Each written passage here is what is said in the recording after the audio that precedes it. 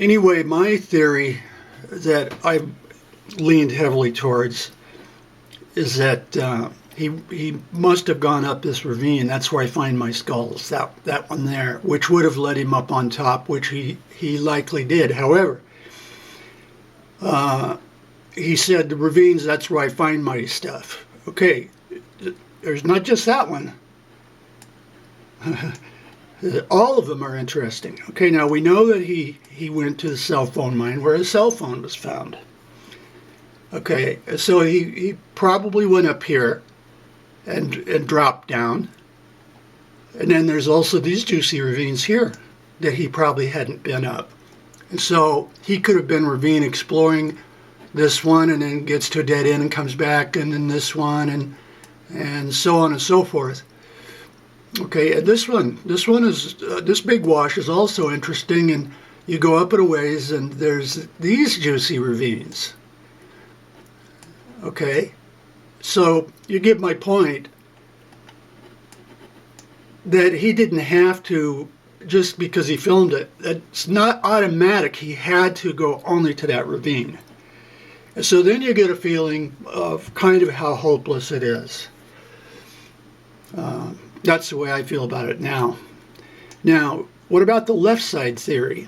Like you go up to the main thing, up to the cell phone mine. Well, there's these mountains over here, but they're lesser. I don't visualize them as working this side. I really don't, because that's a lesser ridge. He would be more interested in these ravines along here. Okay, all of the ravines, all of the washes. So there you go. There's an adjustment to my theory.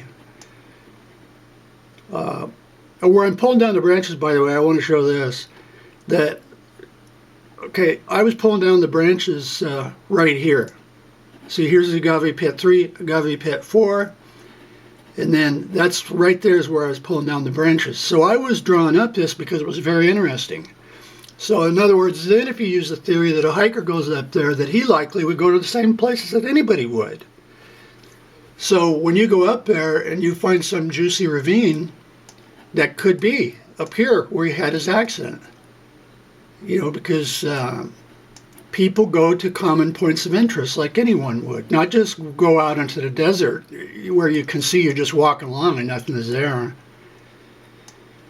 But anyway, that's all for that one. I want to show me pulling down branches with the snake tongs. And so I think I'll put this all together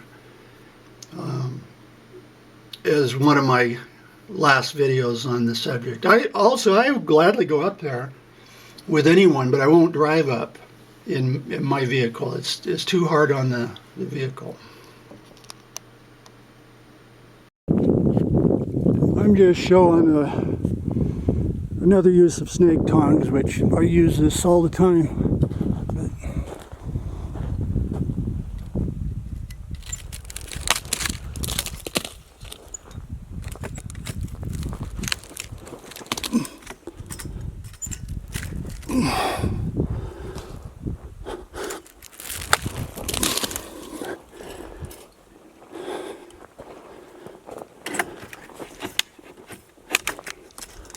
In other words, firewood that other people can't get, or, you know, anything. I use them all the time.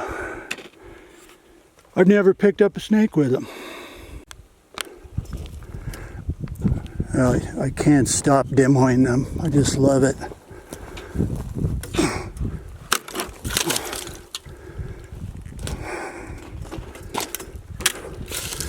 Well, these are pretty weak to begin with, but